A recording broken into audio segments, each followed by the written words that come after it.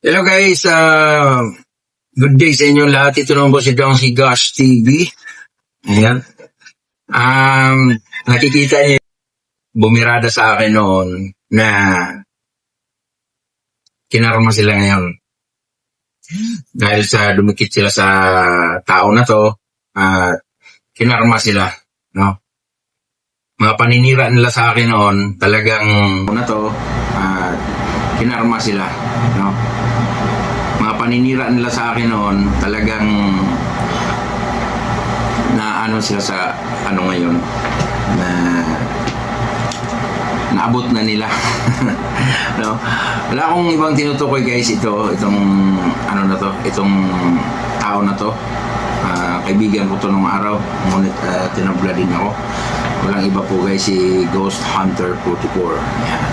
Si Ghost Hunter 44 guys, mga nakakaalam at nakasubaybay sa akin noon pa man, yan po ay very friend of mine ko nung araw. Talagang nandyan ako lagi, but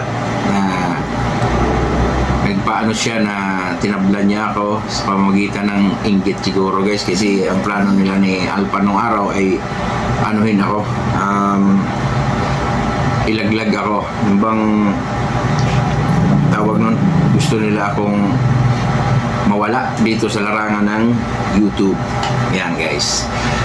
So suddenly guys, kaya ako nasabi na kinarma to siya kasi dumikit siya kay Maskara, at nang pagkadikit niya kay Maskara, nagkandalitsi-litsi na ang channel niya guys, yung Ghost Hunter 44. Meron siyang channel nung araw guys, which is Ghost Hunter 44. Nakatanggap na siya ng ano, na-reach niya yung 100k subscribers. Nakatanggap na siya ng silver button. Kaya lang, nung nakatanggap siya ng silver button, yun nga, sabi ko sa inyo, kumbaga sa Bisaya, baghaba, di ba? Kasi binira tayo ng binira, at nagkampihan pa sila, so ganun ang nangyari, no? At nag-iba din siya, Ghost Hunter siya, Ghost Hunting siya, nag-iba siya ng content. Ang kinontent ba naman guys ay baril-barilan. Baril-barilan ba? Yung war, kumbaga, war. So anong nangyari guys, kasi tinabla niya ako, nag-iba siya ng content, nagbaril-barilan. May ginamit siyang baril-baril din doon, nalaglag ngayon yung baril sa sapa o sa ilog. Pagka paglaglag ngayon doon, ang nangyari, lumutang yung baril. Yung pagkalutang sa baril, nakita ni Lolo, na plastic pala yung baril, baril-barilan. Kaya napailunggo si Lolo, ang sabi niya, ba tinunto ito? Kaya mula noon guys, na-take down yung channel niya, na wala. Burado, lahat. Kaya pinalitan niya ngayon yung, nagsimula siya uli, ngayon yung channel niya. So, yung nakita nyo kanina na thumbnail ko dito guys, about doon sa mga taong nanabla sa akin, ay talagang kinarma sila. Marami sila, maraming mga ano doon sa thumbnail ko na yun. At sa thumbnail ko na to, maraming sila. Isa-isay natin yan kung paano sila kinarma, no? Yung mga sila Yuhan, sila si ano, basta marami sila. Sa mga taong nanabla sa akin, kinarma sila. Yung iba naalis sa YouTube, yung iba nabandon yung channel, yung iba naman hindi na umusad ni piso, ni 5 duling, wala sila sinahod sa YouTube. Bakit? Tinabla nila ako. Yung iba naman, although respect, wala na. Nanahimik na sa mundong to.